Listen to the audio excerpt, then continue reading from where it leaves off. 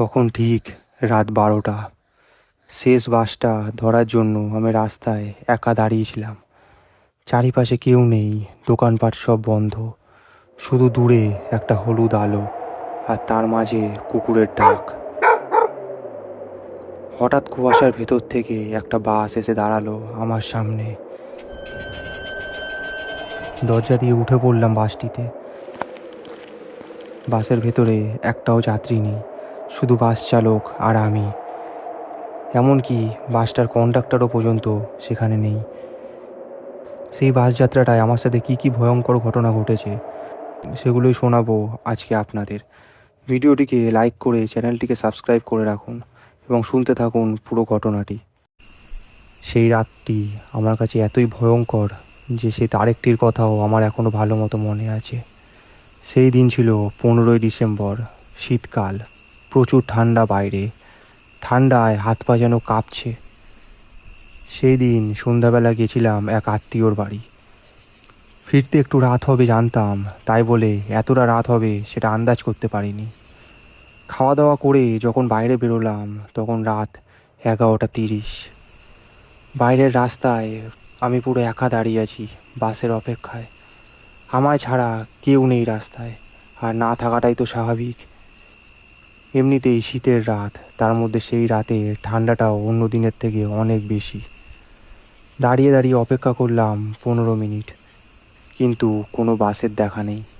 আমি ভাবলাম আজ হয়তো বাড়িতে যেতেই পারবো না। ঠিক তার 5 মিনিট পর দেখি কুয়াশার বুক চিরে একটি বাস আমার দিকে এগিয়ে আসছে। আমি দেখে সত্যিই খুশি হলাম, কিন্তু সত্যিটি বলতে আমি সেই দিন রাত্রে সত্যিই বাড়ি ফিরতে পারিনি। বাসটি এসে দাঁড়ালো আমার সামনে।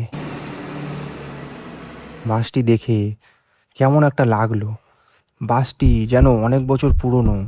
বাসটির রং উঠে গিয়েছে, বাসটির চারিপাশ কেমন ভাঙা ভাঙা রং ওঠা।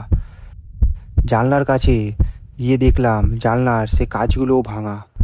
দেখে এমন লাগছে বাসটির যেন কোনো বড়সড় অ্যাক্সিডেন্ট হয়ে গেছে। দেখে কেমন ভয় ভয়ও লাগছে, কিন্তু কিচ্ছু করার নেই, রাতও অনেক হয়েছে, বাড়ি ফিরতে হবে। বাসটায় উঠতেও ইচ্ছা করছে না, কিন্তু কি করব, আমি শেষমেশ বাসটায় উঠে পড়লাম। এই বাসটায় আমার সাথে কি কি ঘটনা ঘটবে তা আমি কোনোদিনও ভাবতেও পারিনি। বাসটায় উঠতেই যেন আমার মনে হচ্ছে বাসটার ভেতরটা কেমন বাইরের থেকে অনেকটা গরম। আমি অবাক হলাম, বাইরে এত ঠান্ডা কিন্তু বাসের ভেতরটা এত গরম কি করে। এমনকি বাসের জানলাগুলো কেমন ভাঙা ভাঙা, আর সেখান থেকে অত ঠান্ডা হাওয়া ভেতরে ঢুকছে, তাও ভেতরটা এত গরম। সত্যি বাসটি বড়ই অদ্ভুত। টিকিট কাটতে যাব ঠিক সেই সময় দেখি বাসটায় কন্ডাক্টরও নেই। আমি এবার সত্যি আতঙ্কিত হলাম। আমি ভালো মতো এদিক সেদিক দেখছি, কিন্তু কাউকে কোথাও দেখতে পাচ্ছি না। কিন্তু আমার পাশ থেকে যেন খুব মৃদু নিঃশ্বাস নেওয়ার আওয়াজ আসছে। আমার পাশ থেকে যেন কোনো কিছু চলাফেরারও আওয়াজ আসছে। আমি ঠিক বুঝতে পারছি না বাসটি পুরো ফাঁকা থাকা সত্ত্বেও এই আওয়াজগুলো আমি কেন অনুভূতি করছি। বাসটি তখন নিজের গতিতে ছুটে চলেছে, আর আমি একা সিটে বসে আছি। শেষমেশ আমি এবার বাধ্য হয়ে সিট ছেড়ে উঠলাম। হেঁটে হেঁটে এগোলাম, চালকের দিকে এগোলাম। চালকের কাছাকাছি যেতেই গরম যেন আরও বাড়ছে। এবার আমার সত্যি ভয় লাগছে। চালকের কাছে গিয়ে তার দিকে তাকাতেই দেখি সে এক নিঃশ্বাসে ঘুমাচ্ছে। আমি দেখে চমকে উঠলাম, ওনাকে জোরে জোরে ডাকলাম, দাদা উঠুন, দাদা উঠুন, কিন্তু কোনো সাড়া নেই। তারপর হঠাৎ চালক আমার দিকে তাকালো, তাকিয়ে একটা বড়সড় হেসে দিল। সে বলে উঠল, পেছনে দেখো ভালো মতো। হঠাৎ দেখি পুরো বাস লোকজনে ভর্তি।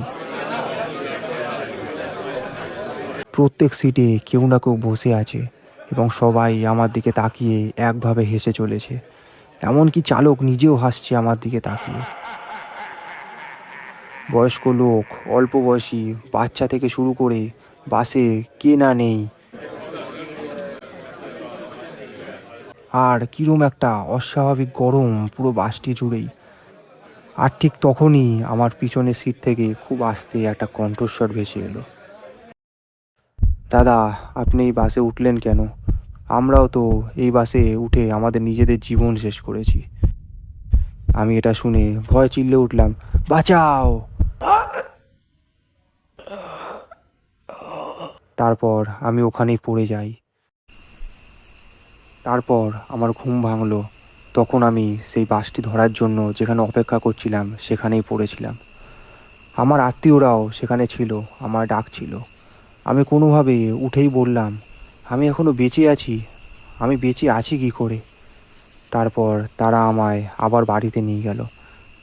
সেখানে গিয়ে যখন আমি তাদেরকে সব কিছু বললাম, তখন তারা আমায় খুলে বলল, তখন তারা আমায় বলল, একদিন এক শীতের রাতে এরম একটি বাস যাচ্ছিল, পুরো প্যাসেঞ্জারে ভর্তি ছিল সেই বাসটি।